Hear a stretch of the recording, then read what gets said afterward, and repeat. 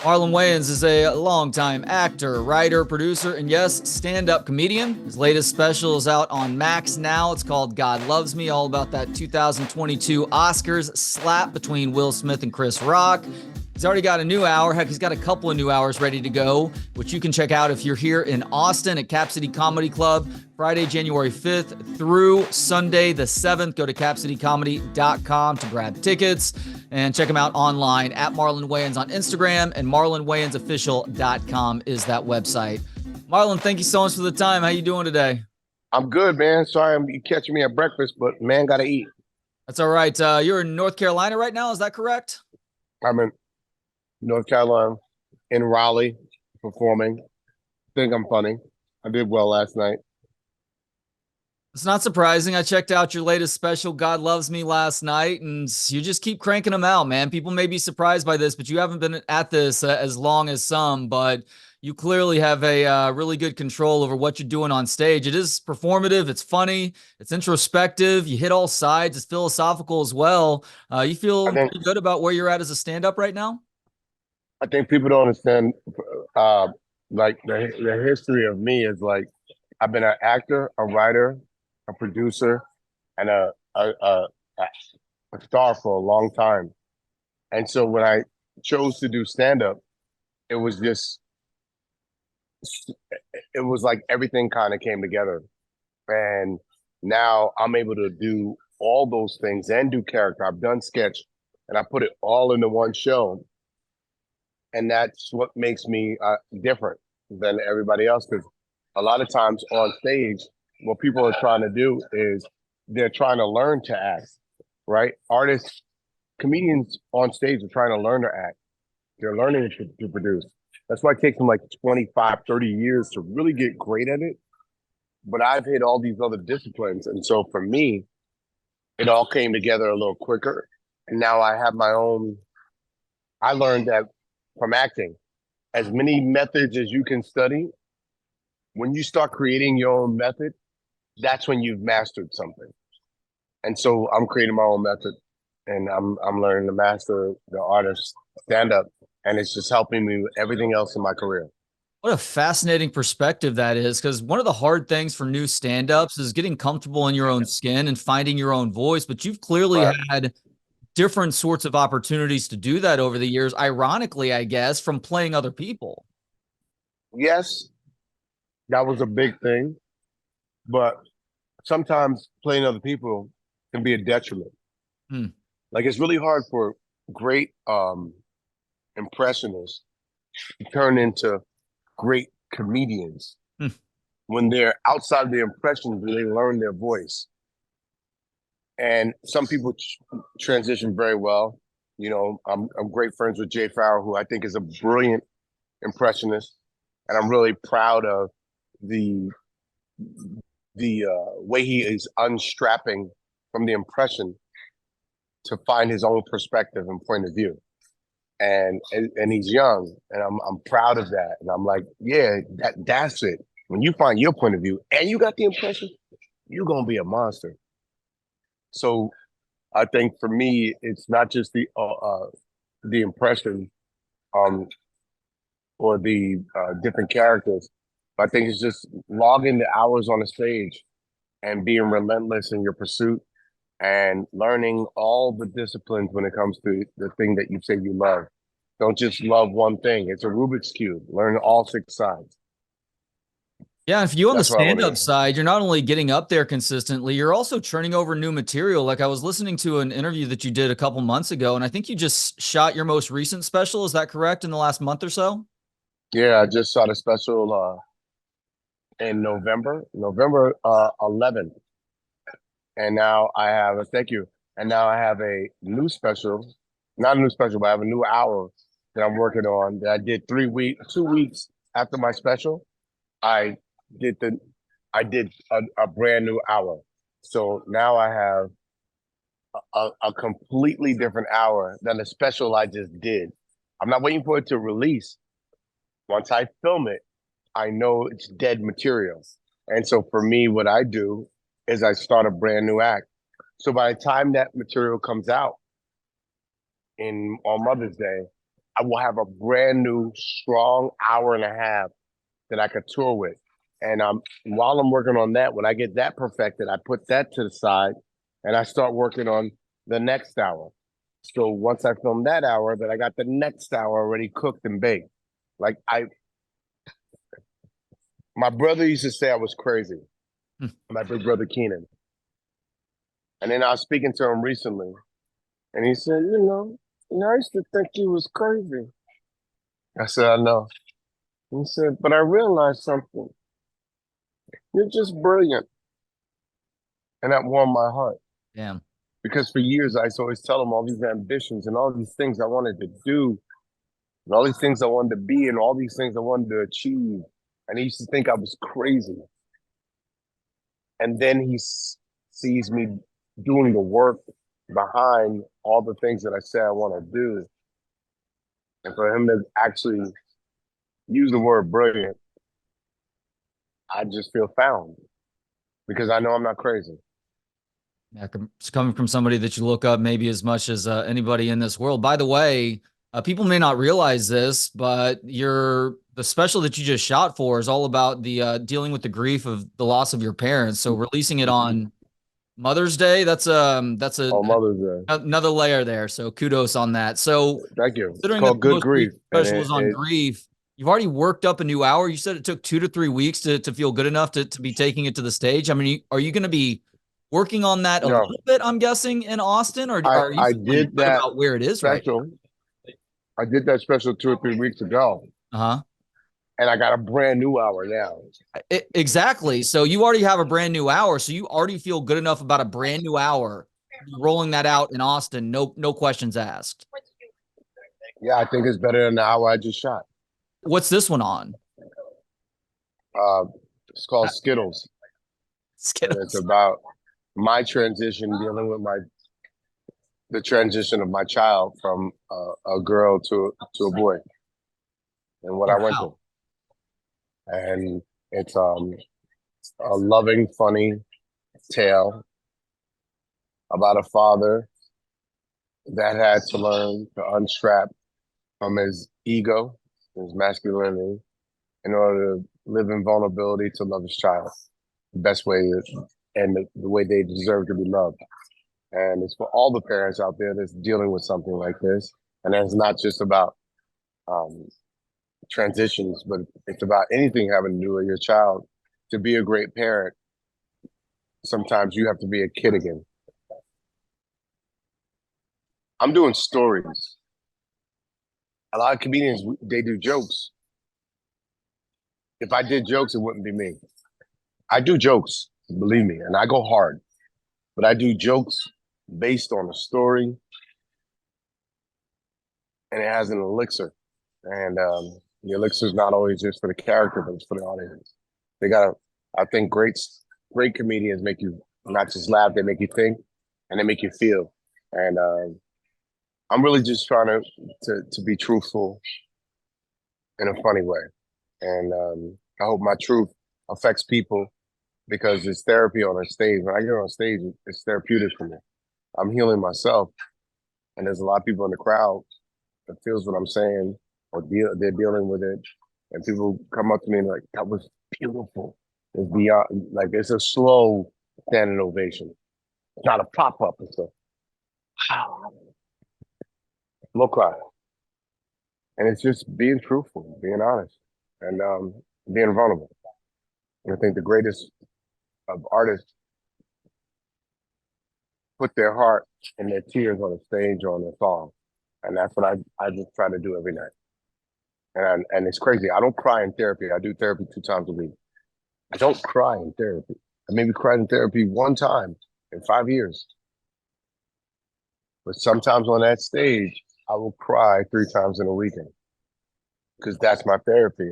And it's crazy that I can't be vulnerable with one person, but with 1,000 people, I can be.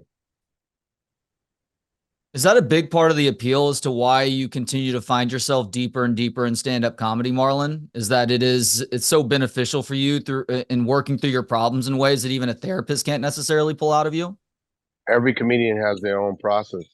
For me, I was just blessed to live truthfully in the given circumstance. And that's the actor in me. Mm. And it's just the artist in me. Every comedian has their own way of doing things. Every artist has their own way of doing things. I don't I don't sketch, I just paint. I look at a stage and it's a blank canvas and I just go, I'm not gonna sketch this out. I'm not gonna write this down. I'm just gonna paint. This is what's in my head. I'm gonna put it out. Let's see what happens. And that's my process. And there's a lot of great comedians that have a different process, and that's what makes every comedian great. And I had to learn coming up in a household of other great comedians to learn your voice is really a very hard thing to do. I was intimidated to even try stand up because I had 5 comedians before me. And when you do stand up, you're pulling from your life. And I'm just like, well, they telling all the jokes that's in my household. What do I have to say? And then you learn that your point of view is special.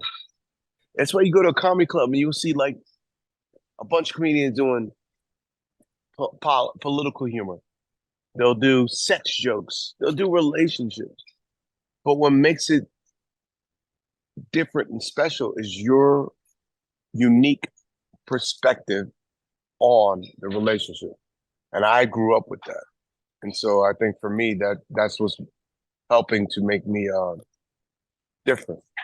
I can understand how that would be especially intimidating. You and I talked a year and a half ago, and I said at the time, brother Damon he's an all-timer. He's your all-time favorite stand-up comedian. Yes. He's a guy that I am very fond of as well, but he just completely quit the process a while back. And I know you mentioned on an interview recently that part of it is he just doesn't want to deal with the blowback of him talking about things that he needs to talk about things. My counter to that, though, is that we're in kind of a golden era with stand-up comedy where you're not as beholden to advertisers or corporate interest. You can really do this on your own and get away with it. And I think the way that he approached things back in the day was so heady that not only would he not have to deal with a ton of BS blowback, I think that he would be celebrated for how hilarious he is, Yeah, but, I've tried to convince my brother to get back to stage, but I know my brother, he'll do it when he feels it.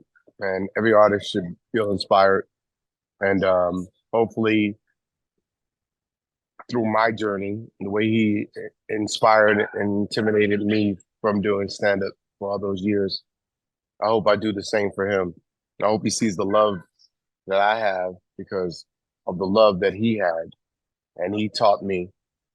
And I hope that he sees one of my sets and he finds that inspiration again and that will to endure whatever, to just be truthful as an artist and gets back to stage because I feel like comedy needs him and he needs the stage.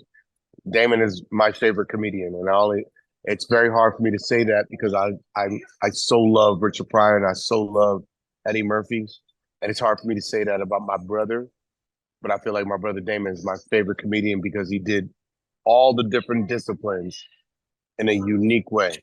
He told you the joke, then he animated it. He spoke his truth and made you laugh about it. He spoke about his pain and his inflictions, and it made you laugh.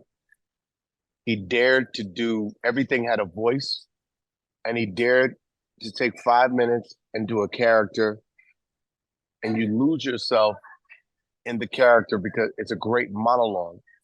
It's not interacting with the audience. He closes the fourth wall, and he just and he does a play for 5 minutes. You're like, what did I just watch? It was impactful, insightful, and there was always a thread of not just truth within himself, but truth about his people, his Black people. There's always an anger in there. Damon was, to me, brilliant. I hope to, if I could be half a Damon, then I'm gonna be better than every other comic out there.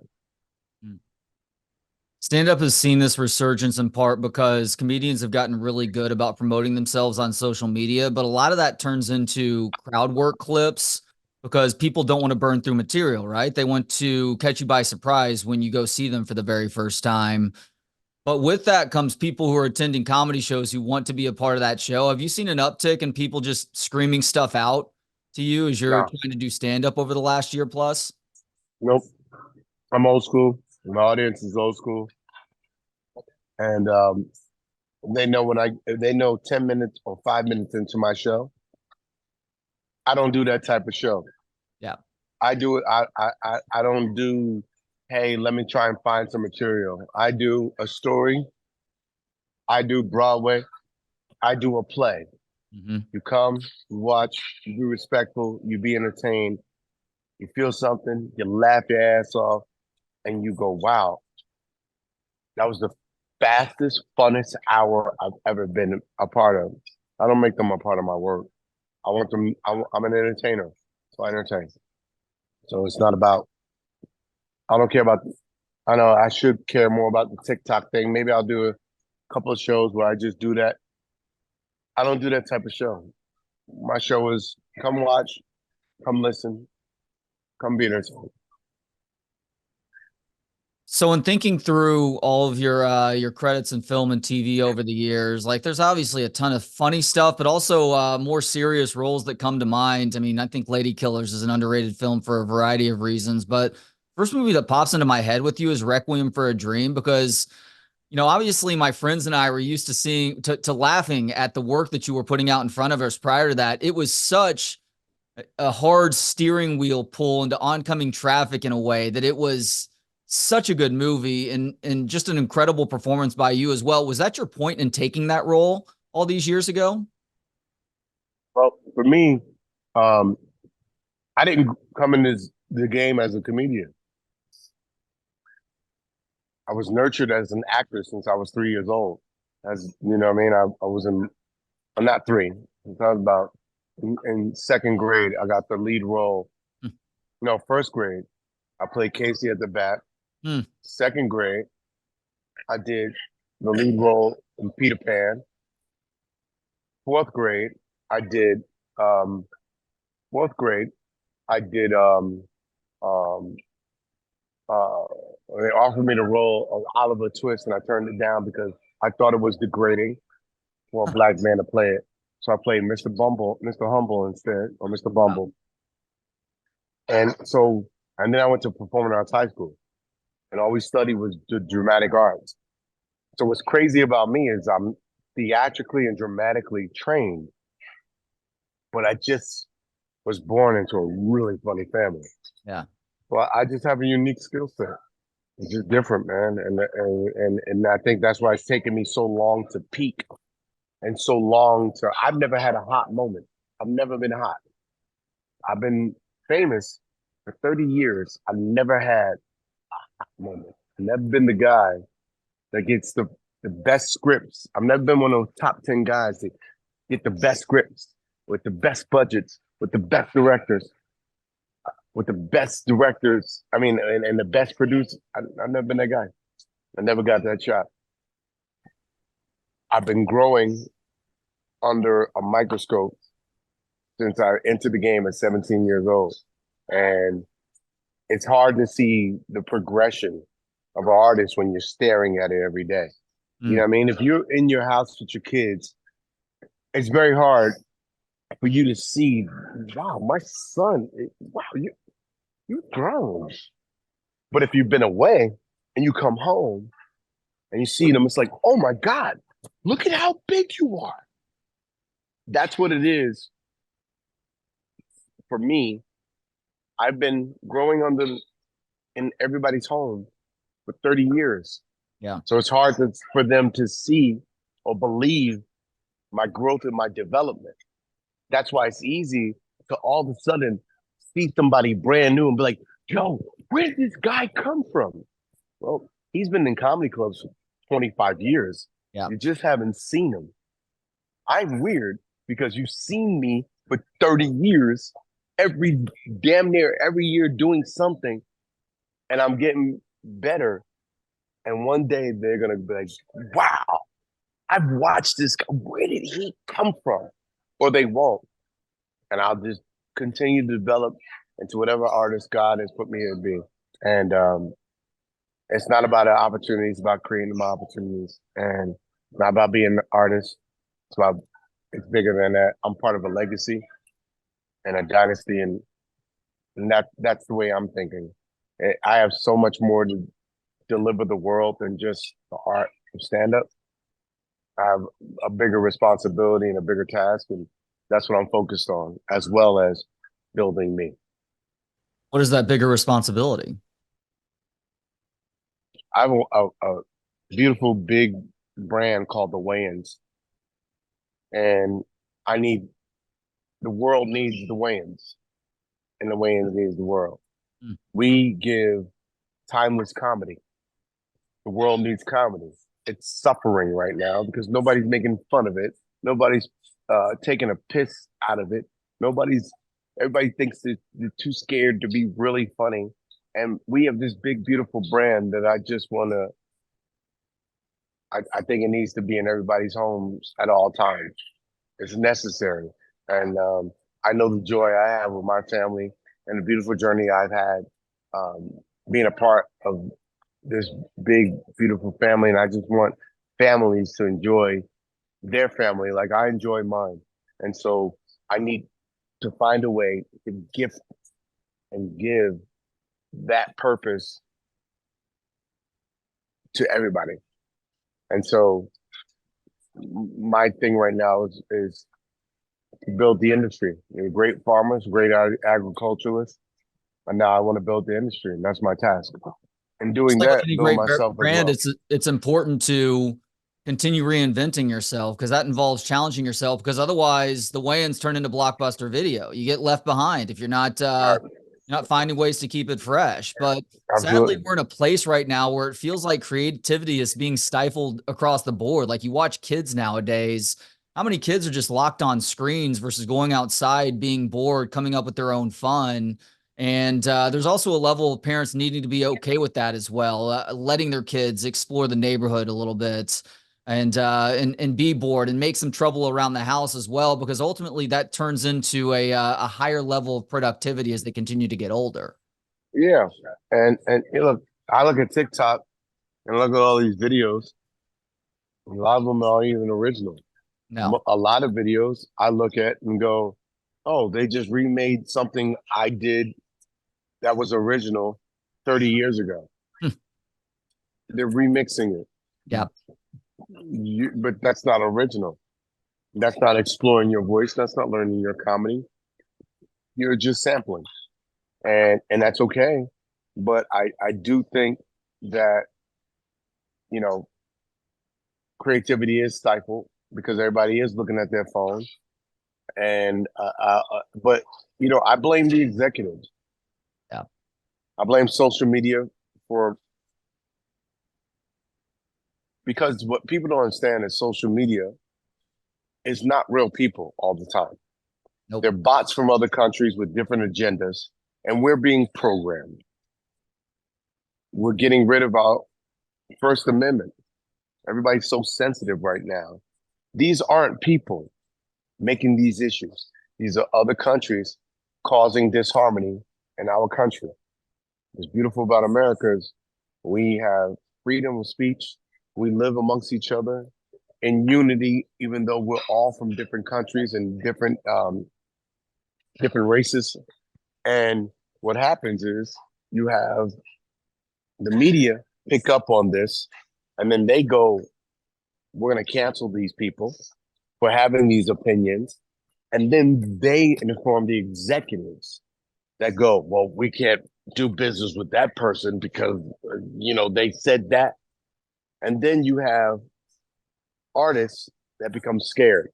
But what you really find from doing stand up is the audience still laughs at inappropriate, crazy things because the audience are real people. The audience don't allow themselves to be programmed the way that the executives, because they make a check, they get scared. We're missing great executives that take chances. My whole career has been based on great executives that had the balls to make ballsy decisions. Barry Diller and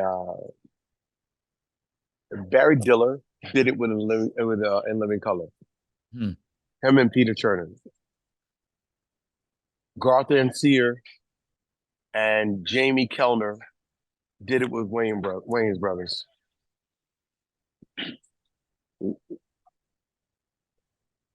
The Weinsteins, terrible people, ballsy executives that said, we're going to put these movies out to a broad audience because this is just funny. Terrible people. Smart as executives to go make that decision. Joe Raw with White Chicks and Little Man. There's been executives that make great decisions in spite of what the moral compass is dictating. They go instinctively, no, I'm betting the house on this. And every time they bet the house on the Wayanses, we've always shown and proved because we're not comedians. We're joke scientists. I have 50 years. I was born into comedy. Yeah. So between me, Damon, Sean, Keenan, Kim, there's 250 years of comedy. Always bet on the Wayans. We know what's funny. I know what's funny. I know.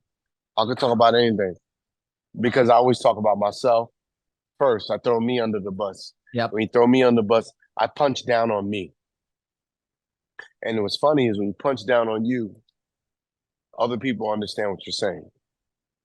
Well, it's part of hitting all sides. Like your recent stand-up special, you hit. It's all about the Chris Rock slap. I don't know how much people know about this, but you hit every character in that story, yourself included. I mean, it starts with the story about you. I mean, it's God Loves Me after all. And so that's part of the brilliance right there. And I was able to talk about everything. What's great is, you know, a good joke is when you send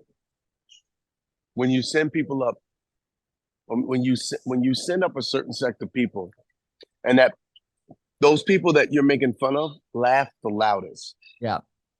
That's why they can't cancel us for White Chicks. Exactly. They've been trying. Social media has been trying. The bot's been trying. Is that right? Everybody's been trying. Still hear from people on that? Cancel us. Yes. You can't cancel us. You did whiteface. Shut up. You can't cancel us for White Chicks. You know why? You know who loves White Chicks the most? White Chicks. White Chicks. Right. When we did In Living Color. You know, the Men on Film was the first time we really embraced gay people into our living room. Mm-hmm. It's America. They were in our living room. And you know who loved Men on Film the most? Gay people. We don't punch down. We laughing with you, right? This is inclusive. My brother taught me how to tell a joke. Don't tell a joke for a party of three. You tell a joke that makes the whole world laugh. And three people are sensitive and they walk out, well, yeah, it's still a really good joke. So I think that it's just the way we tell jokes. It's our family recipe. And I'm going to continue to do that as best as I could. And when it came to, if you look at Jada did a tour, Chris Rock did a tour. None of them said anything about my special. You know why? Because all of them, even Will, nothing. Why? Because I did it with love. I threw me under the bus as I threw them under the bus, and we was all under the bus together. And when we got up, the first people I put Band-Aids on was them and then myself. I did it with a heart. I did it with love, but I told the truth. And I think they're still my friends to this day because they know I did it with love. Yeah, the last time we talked, you discussed your stand-up comedy being like layers of an onion. You're doing that on more of a micro level now with that most recent special. And so kudos to you on that. Have you heard from any of the three of them after your special? You didn't hear from any of them on that. That's surprising. Which is a good thing. Okay. If it was a bad thing, Jada's just did a whole book tour for 3 months. I would have been a topic of discussion. Gotcha. To your point. I wasn't. No ice cream. All right, so last question now, Marlon. You said the hour that you're going to be performing at Cap City Comedy Club is about you as a parent coming to, it's about Skittles, but also as you a parent coming to accept a trans child. Curious to get your take on this. What do you think about trans females participating in female sports? That's obviously been a hot topic of discussion over the last couple of years now. I don't know. I'll explore it in my stand-up.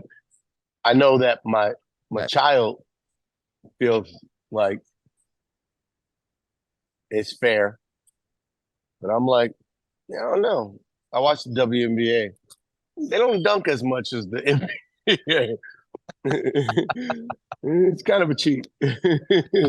But, I do support, I do support inclusion. Yeah. But I do think just men have a more just we dunk a little harder. So I just like sports to be fair, and then it makes sports competitive. If it's not competitive, I think it's takes the fun out of sports. Nobody wants to watch a team go 73-0. I like to see people lose sometimes and go, "Oh wow, that was a great game." You want to feel like the tension, but I do support inclusion and equality, and I think there's a way to figure it out. But what I'm going to do is I'm going to go sit down and think about this, and when I come to Cap City, I'm going to see if I can find some jokes about it. Can't wait to see. I'm going to be checking out the new hour at the Sunday night show. You're going to be performing Friday through Sunday, January 5th. And it may not be about that, Skittles, because I change it up a lot. I'm weird. I will be like, yeah, I'm doing Skittles, and then I'll just do a brand new hour on a relationship. So I'm just weird. So just come on out, expect the unexpected, and just expect to have a good time. I'm lucky to live in Austin because I get to see a lot of talented stand-up comedians perform. I don't get to go see everybody, unfortunately, but I'm making it a point to go see your Sunday night show because I want to see where you are with that process right now. It is really cool and fascinating to check out, and thank you for the time once again. He's Marlon Wayans. Check him out. Cap City Comedy Club, January 5th through January 7th. That's a Friday through a Sunday. 2 shows Friday, 2 shows Saturday, a show on Sunday. I like to sit in the VIP section. All the VIP shows for the earlier shows are sold out. These tickets will sell out by Friday, so go to capcitycomedy.com to snag some. Also, check them out online at Marlon Wayans on Instagram, and marlonwayansofficial.com is that website. Marlon, always a pleasure. Thank you for pausing breakfast for a few minutes to talk to me, man. Absolutely. Gang, gang. Appreciate you, bro. Thanks to Gentleman Jesus for the intro and outro music. Hear more of his work at gentlemanjesus.com. Thanks to you for hanging out. For more of the show and to connect on social media, visit booksonpod.com. Talk to you next time on Books on Pod.